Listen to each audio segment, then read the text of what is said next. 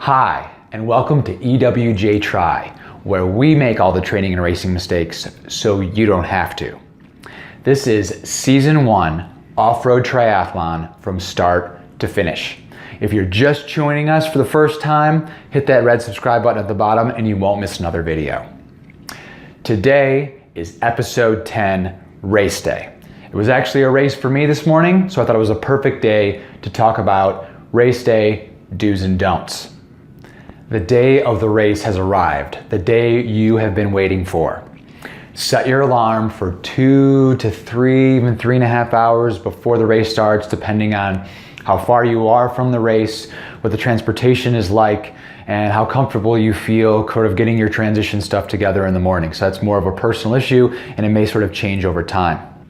Set 2 alarms and get a wake-up call if that's applicable. And don't be surprised if you might wake up an hour before or so before the alarm goes off and feel wide awake, and then when that alarm actually goes off, you feel really tired. It's common, depends on when you wake up in terms of your circadian rhythm, but when that alarm goes off, get up, use the restroom, and then go right into the morning transition for triathletes.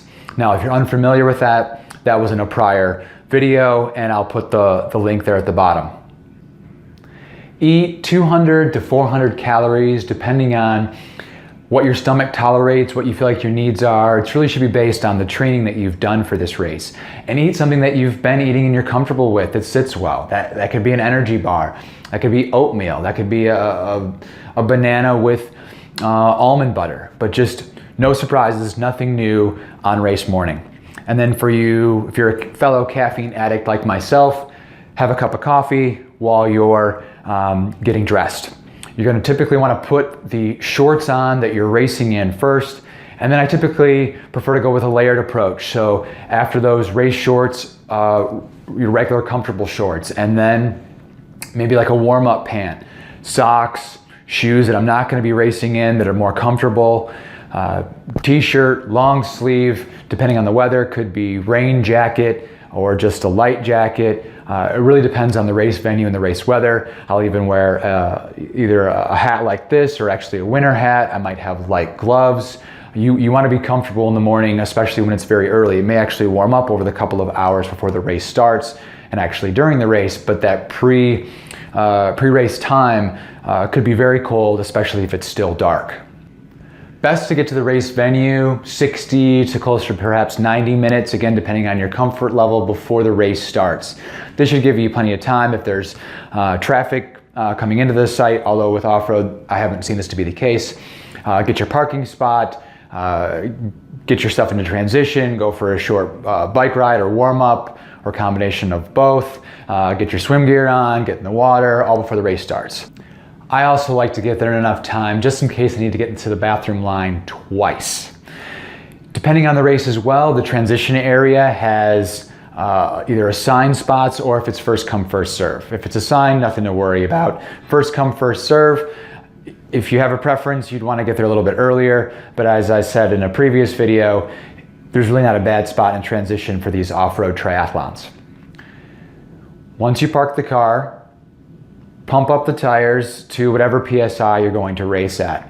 Obviously, if it's wet conditions, you're going to want to have a lower PSI, and if it's drier, or depending on the course, you can go a little bit higher, and depending on if you have a tubeless setup or not, obviously it's going to be a little bit different.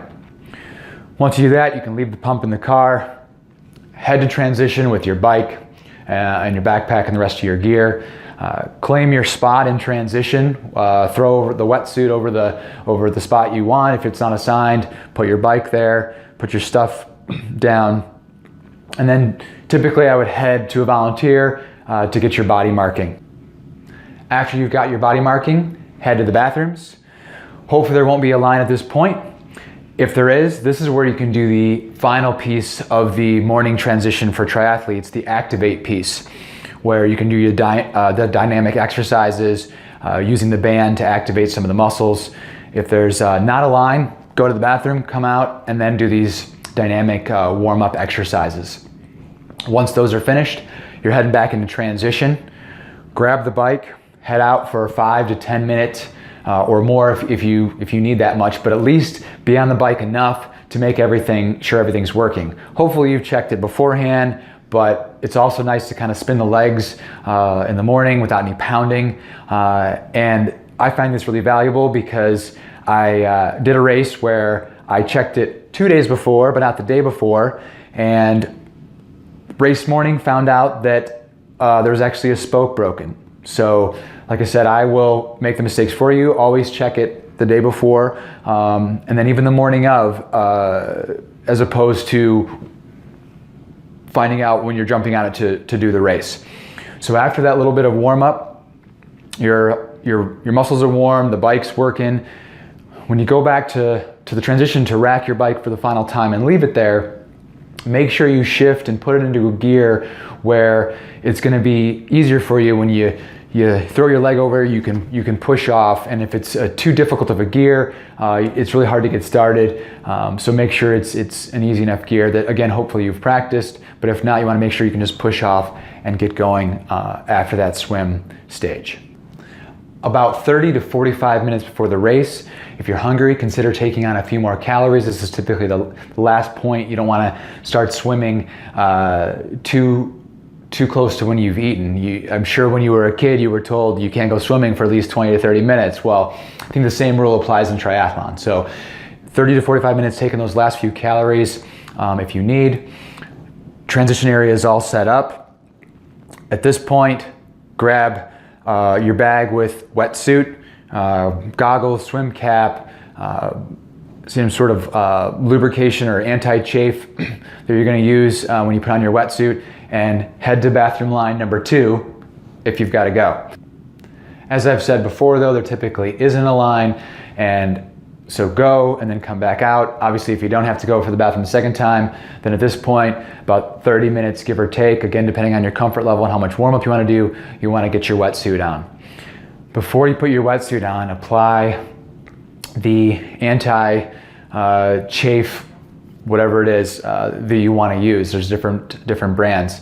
I apply it on anywhere that you've had a rubbing area before. Again, I've learned the hard way on some of the places where I've gotten some major rash here from the wetsuit. So I apply it all over the neck, both the back and the front.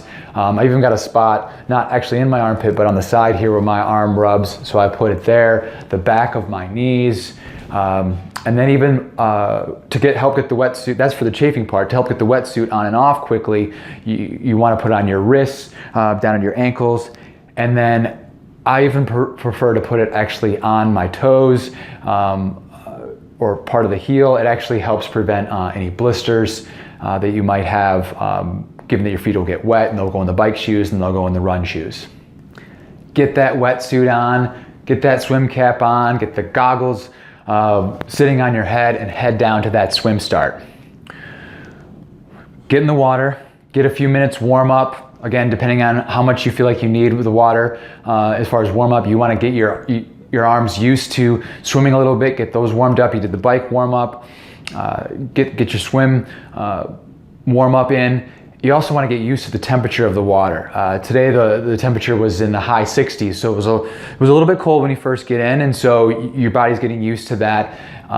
And again, depending on your preference, give or take 20 minutes before the race start. So now there's about 5 to 10 minutes before the race start. You got to get out of the water when the race director tells you to get out, or I try to stay as close to the water as much as I can, especially because it's best to take a pee before the race actually starts, because you don't actually want to go once you're out on the course. So get that taken care of and get out of the water and get over to the corral. Find your wave by the color of swim cap. Usually there's only a couple of waves in the off-road triathlon. Today there was only 2. So get with the colored caps that you need.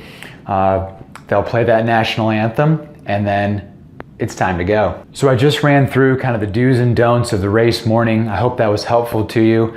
If you have other things that are helpful as well, it'd be really great if you could post those things for the other people viewing.